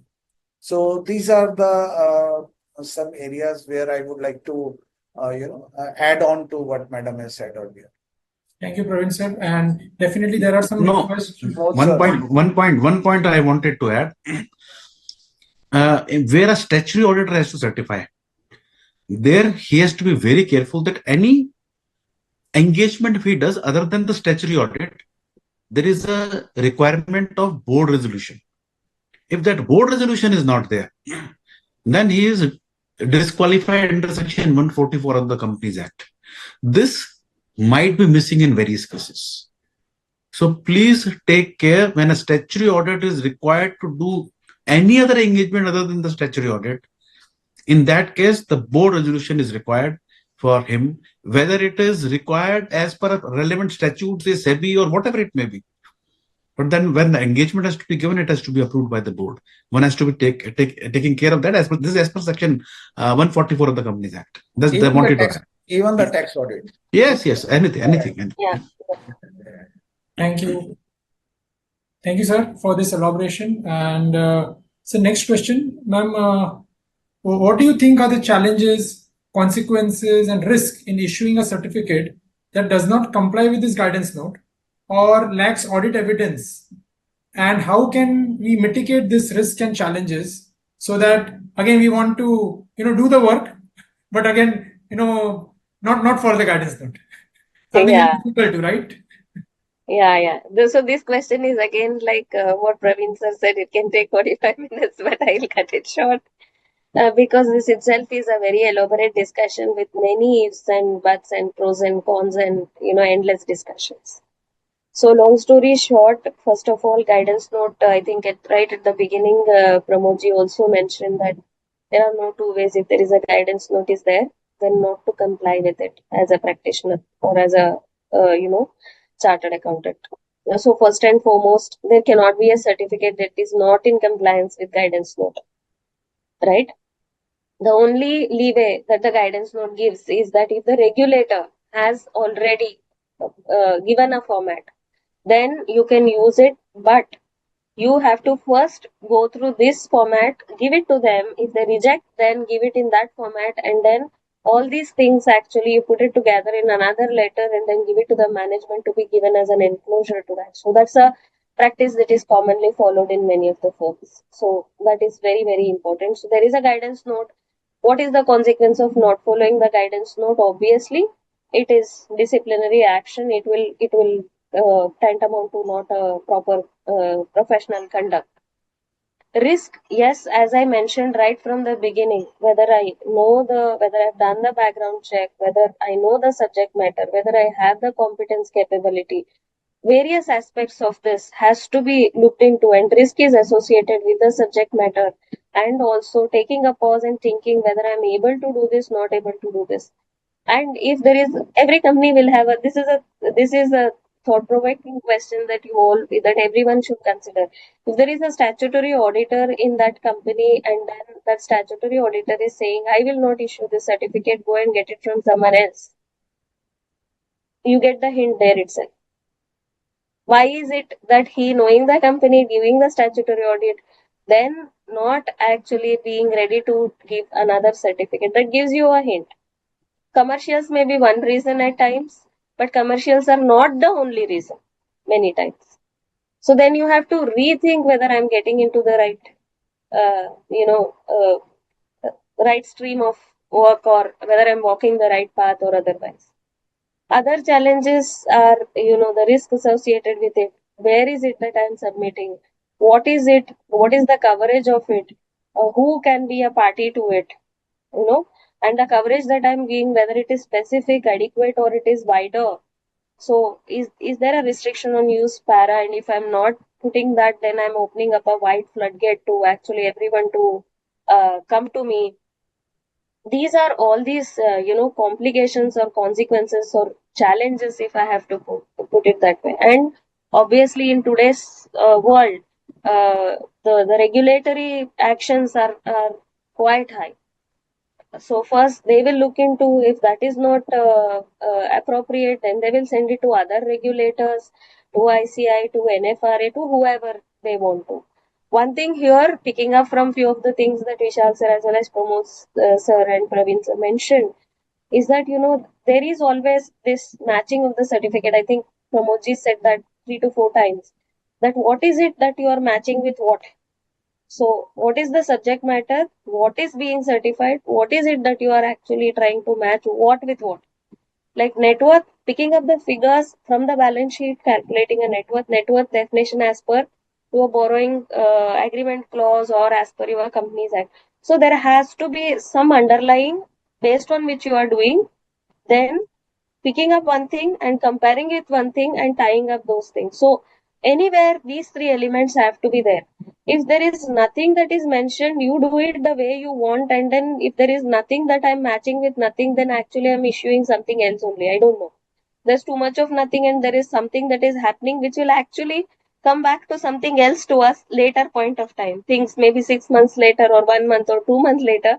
It may sound funny, but it has happened many times that the underlyings are not matching, and then when the question is asked for, then there is no answer to that question, and that leads to serious consequences. And how do I mitigate it? It's a very simple way of mitigating. I know it is theoretically difficult but practically simpler. By getting more and more aware of it, using the standard formats, ICI is giving you all that enablers to ensure that you are on the right path. So let us use it, and let us read this guidance note which is there from 9 years today, and then read this guidance note, follow this guidance note, and issue the certificate only and only in this format. And if there is a pushback, then issue it as a additional letter, covering letter, opening letter, whatever you call it. But then there you have safeguard. This is addressed to this person. This is for this purpose. This should not be read with anyone else. This is the procedure that I have formed. This is the test check that I have done. Even if you want to put some of the documents that you have verified, no one says no to it. And another important thing which actually widely can be used is, one pushback is obviously the certificate format itself. Second biggest, or the first biggest pushback that you can give is, try to use SRS 4400 agreed upon procedures. It's much more less risky as compared to a certificate, because this is true and correct, and SRS 440 is just fact finding. You told me to do this, match this with this, and these are the results. And it is very straightforward. So I think first option, SRS 4400, your audit agreed upon procedures. Second option, certificate. Second option, certificate if possible, limited assurance. Then come to reasonable assurance. If you are auditor, if you are not auditor, give it a second thought and ask the question always, why is your statutory auditor not doing it? It may not be commercials always. It may be commercial sometimes, but it may not be commercial always. So these are the things, that is professional skepticism, which we have to develop over a period. And these are the hints or the clicks that should happen at the time, and it should not be that, okay, I will do a certificate like the way you want. If we keep these things in line, then I think many things will fall in place, and many of the things we can more and more streamline. People are going to someone else only because I am refusing it. They will go to someone else because you are refusing it. And they are going to the third person only because he is ready to sign something. If everyone speaks the same language, actually the circle will get automatically truncated and the quality will improve. Thank you, ma'am, for this, very just Nani, very well said. Just one point to supplement. When you said that a particular entity or tender or certain authority wants their own format, say these in this format only we want, and you said that our another thing, in my view here, we should have our this report only, and that their format should be added as an annexure. Yes. But in that annexure, mention that it is an annexure to a report. Secondly, the UDIN should be only on the report, not on the annexure. Yes. Very important, because on financial statements there is no UDIN, only in audit report there is UDIN. So annexures will not contain UDIN, and it has to be clearly as per the report, and annexure number this as stated in para this of our reporter certificate. Because the clients they try and use it differently, but our duty is when we issue a full as an annexure, as very rightly explained, very beautifully explained, we will do like that. Thank you. Thank you. Yes, sir. Absolutely. Thank you, Pramod sir, for your valuable inputs in addition to madam's deliberation. Praveen sir, the next question would like to is, there is a very beautiful, unique system which ICI came up with a few years ago about the UDIN. So, sir, in relation to UDIN, there is a question like, does the UDIN enhance the credibility of the certificates issue? Is it mandatory that a UDIN should be there for every certificate? And one more additional question in this is, sir, sometimes practically, the description in the drop-down menu does not match or partly matches with the description what we are issuing. So how to address this issue? Okay, so before going to your question, I must compliment about this particular format of CAQ, cafe discussion or cafe, what do you call it? Quality cafe. Quality cafe session. It is a brainchild of Vishal bhai. हाँ, मैं वही कह रहा हूँ, विशाल भाई ने ऐसी चीज शुरू की है, मतलब 2 घंटे आपको बैठना ही पड़ेगा और आपको पार्टिसिपेट करना ही पड़ेगा. मतलब आप ये नहीं कि आप अपना 45 मिनट का पीपीटी करें और जाएं. You have to sit, you have to listen to each one, and then you have to discuss. So my compliments. मैं पिछली बार भी जब आया था तो I told विशाल भाई कि यार ये तो आपने बहुत अच्छी चीज निकाली है. Everyone has to, be very attentive. What other person is saying, you have to respond. So this is my compliments again, Vishal bhai. And I'm putting it on record. Recording is happening. So, Chintan bhai, coming to your question, UDIN. Let us understand why this concept. It's a wonderful. You rightly said it's a very positive step. It's for our own usage. I mean, it's for our advantage. I remember many years ago when this concept was not there, I met with a very senior person who was very disturbed. And he said that somebody, he went to a company and that company has shown a certificate signed under his name and was used by the bankers. And he said that I never signed it and the company is using my, so I don't know who is doing and what is doing. So he was planning to put a case and police case and all those kind of stuff. But I think this is a wonderful control mechanism that if I have to sign a certificate, there will be a two-way communication and there will be a UDIN which I will need to generate. OTP will come to me and I will put that UDIN into that certificate. So tomorrow, in case anybody wants to see that this certificate was issued by whom and this is, so they can always go to UDIN and they can check. A wonderful control mechanism, brainchild. I think, I'm not sure whether anywhere else in the world this kind of control mechanism is there or not. But it's like, it's really wonderful and it's for our advantage. So, as far as your question is concerned, UDIN is certainly mandatory for all the certificates, even the reports. Many people, they argue that in internal audit reports, internal audit can be done by non-CAs also. But if you are a practicing CA, you need to generate a UDIN to enhance the credibility of that document. So I think this is required for all the certificates. So many people, they say that, okay, this company is doing a lot of foreign remittance and a lot of these kind of activities every day. So in one day, there are, 10 certificates they are issuing. So 10 times I will go and generate OTP. It will be like very difficult. So the utility has, this feature also, that you can, if there are more than 3 certificates, you can put those all in Excel, and all those certificate once.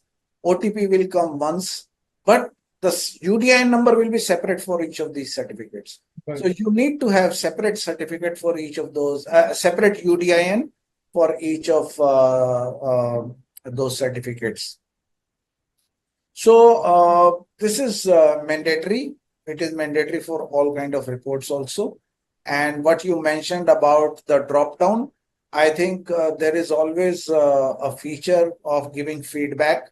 So in case you find that this particular item is not appearing in the drop down, there is a feedback mechanism through which you can always write to the institute, and they will include that as and when required. So they can always use your feedback to there is always a scope of improvement, so there is always a way.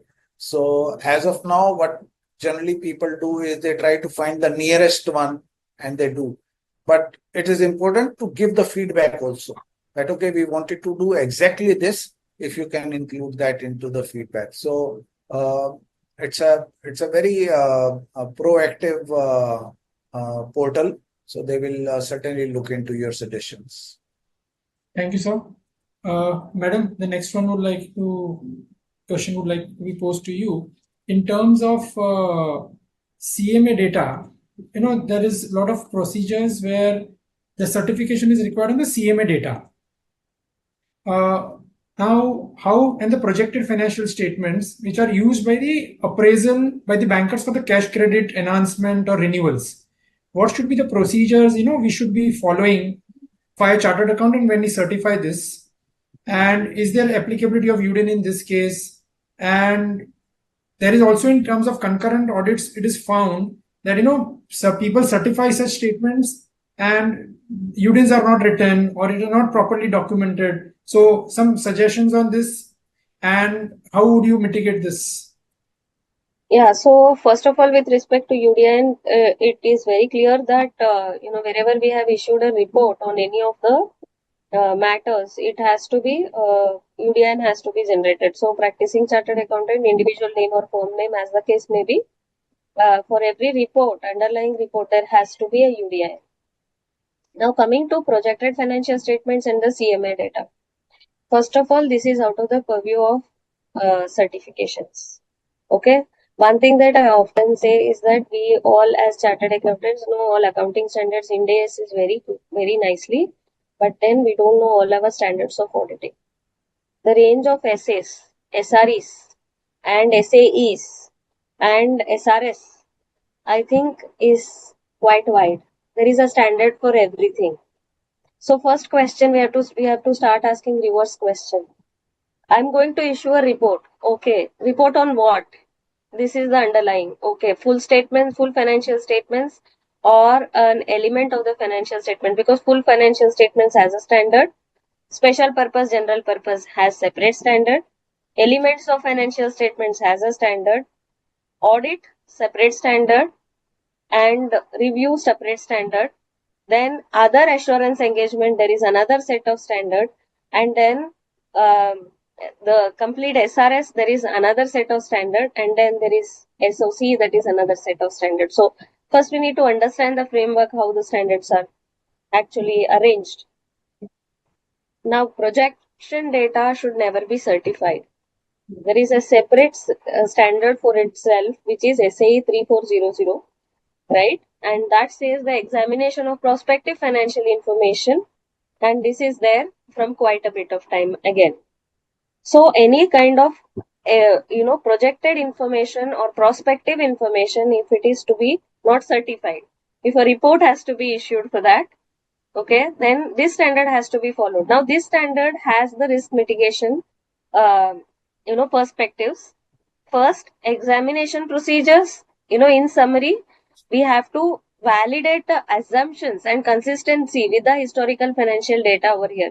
It's not verification of numbers, it's rather than if I am saying my projection is sales will be 20% next year, 30% the upcoming year, profit will be projected at 10%, 20%, 30%, then we have to first of all evaluate the assumptions whether they are appropriate or not. Then there has to be transparent presentation in terms of what are the assumptions, what is the best estimate, what is the hypothetical assumption. Now, this is a very detailed standard. If we are going to use this, I'm just making it in a very nutshell. A complete 2-hour session can go on only 3400. It's quite a bit and elaborate, and actually, it's otherwise again it's very easily signed off on the projected financial statements 10%, 20%, 30%, which is not right. All this background work has to be done very much in detail.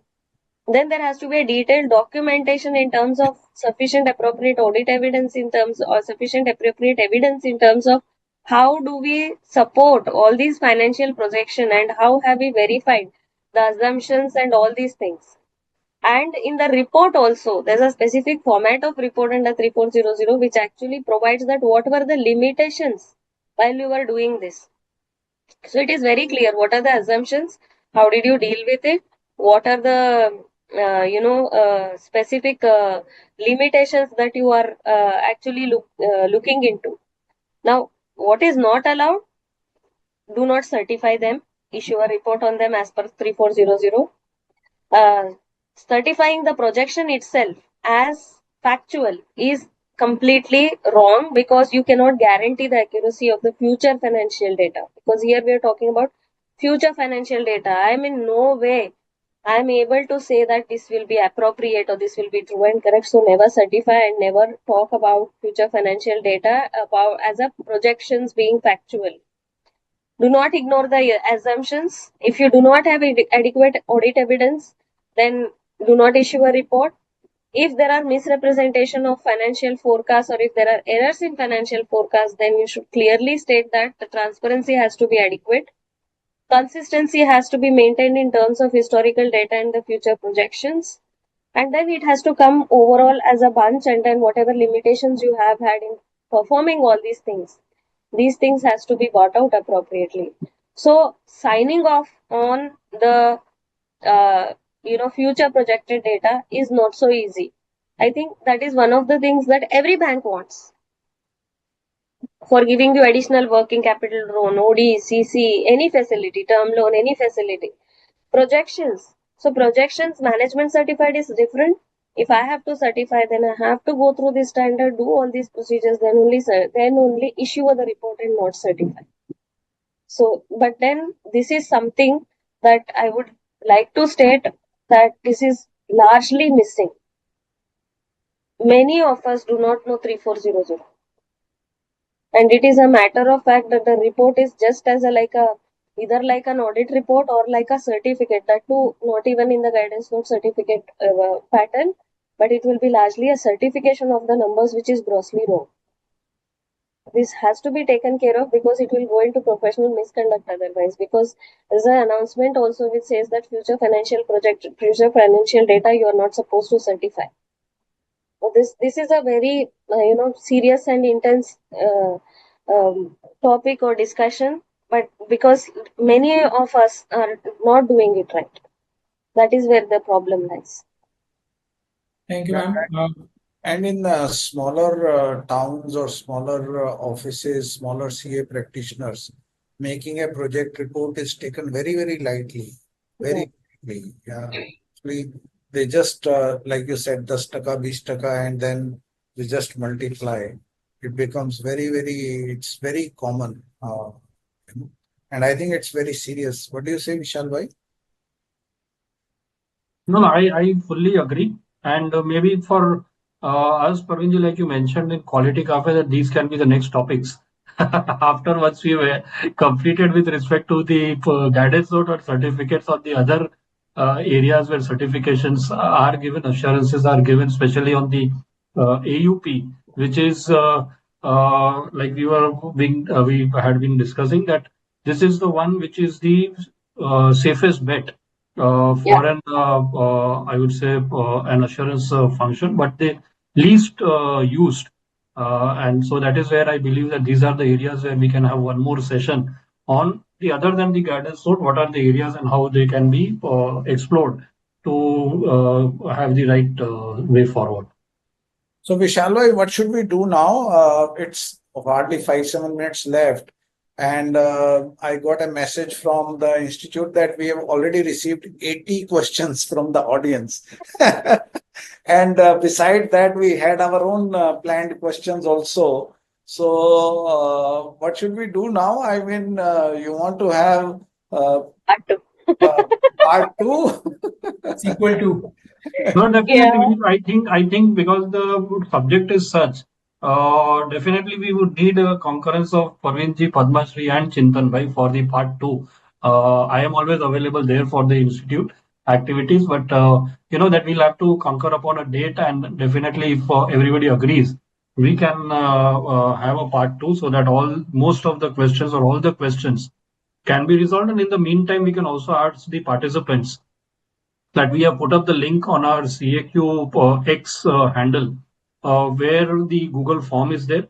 If there are more questions, we would request. So just giving an assurance that there would not be a part 3 to it now. So whatever be the questions, they can use that link to share with us maybe in the next week or 10 days by that time, so that we can filter all the questions, we can group them so that repetitions can be avoided, and then we can have a second part to this so that we can extensively, and like I said, my thought again, I'll definitely have to get the concurrence of Pramod Bhai also, that maybe the third part would be the other standards of Yeah. the assurance other than the historical financial statement, up to the 700, 800 series that we have, and including the 800 series, because that also becomes very Yeah. important at times, which are not so frequently read and used, but can be very important looking into the variety of the test functions or the certifications that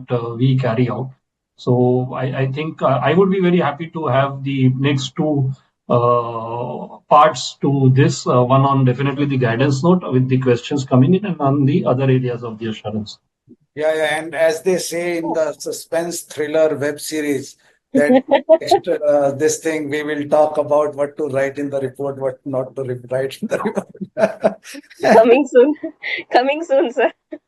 Yeah, and like Pramod bhai also mentioned in the initial remarks that we are working on this project also. So maybe by the sequel to this, we will also use that maybe as a launch pad for our publication, come the Excel tool or whatever best we can give, so that members can start using them ASAP. So हमारे हमारे गुरुजी आ गए, प्रमोद भाई on certificates के गुरुजी है ये, because नहीं ऐसा कुछ नहीं है सर। विशाल भाई देखो, सस्पेंस थ्रिलर वेब सीरीज हो गई है, टू बी कंटिन्यूड करके, और नेक्स्ट पार्ट में बाकी की चीजें नहीं, the thing is, a few chartered accountants feel that audit report is important, certificate is immaterial.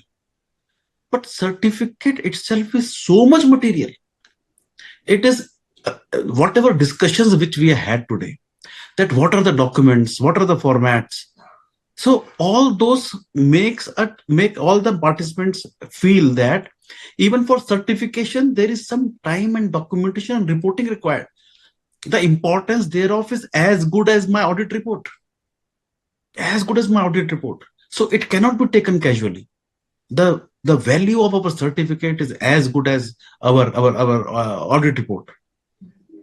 Hence, we have to be very, very clear, because that authority has been given to us by the government. And through those signatures, they value it. And we all have to do it in such a way that when we issue any certificate, the signature which we give, Padma Shri said, the reasonable assurance, limited assurance, agreed upon procedures, all those.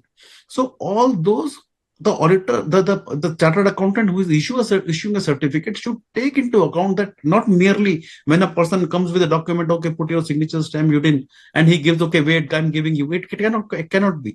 The responsibility of the chartered accountant is as important as that for an audit report. So that has to be understood by all chartered accountants. So that's why when Vishal Bhai said that, okay, we are going to have quality cafe session on certificates, I just jumped in. Oh, 100% done. Because as rightly said by Vishal Bhai, this checklist and the other illustratives and the utility, the CAQD is working upon it, and actually it will take the practice of the chartered accountants in the assurance field. Audit, it is fine, but the importance of the certification also has to be very, very importantly understood by all the chartered accountants. That's why the emphasis is there. Absolutely. So I agree, Parveenji. Pramod bhai, for the day we can close because it's almost 5, and if we take another question, we would not be able to do justice to it. And we'll come out soon with another date where we'll have the next round of questions from the participants. All right, sir. So, Nidhi madam, over to you. Yes, sir. Okay. So I'll just find out and we'll soon announce the date for the sequence session. And yeah, you can render your vote of thanks, sir. Yeah. So coming to the formal vote of thanks, I would say it's been a tremendous session. In fact, 2 घंटे कहाँ चले गए, where the 2 hours went, we've not been able to realize because there's been so much of detailed discussion, I would say, on each question. And I feel that even a physical seminar on this would not have been able to do justice the way the detailing has been done. So my thanks to Parveenji, to Padma Shri for the responses they have given, and also bringing about the nuances of other technical literature that is available, which members can fall back upon while rendering their attest functions. So that would be of immense help to the participants. Thanks to Chintan Bhai, and in fact double thanks because he chipped in just yesterday because of certain last minute changes that had to be done. But Chintan bhai, and this is your first moderation that you have done. So thanks, and excellent job well done.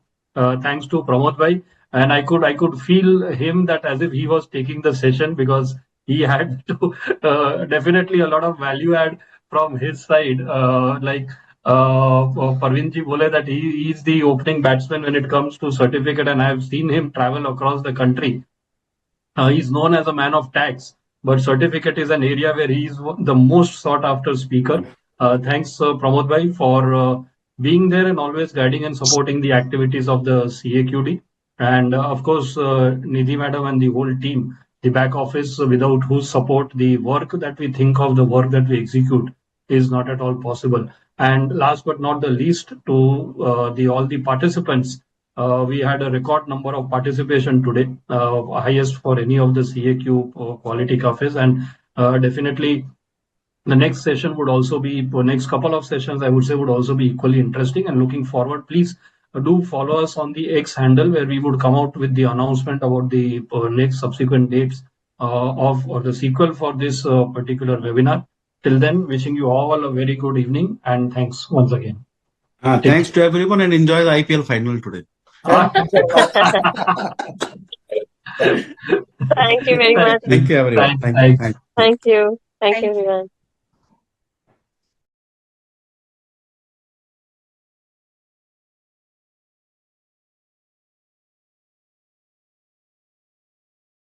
Yes, you can end.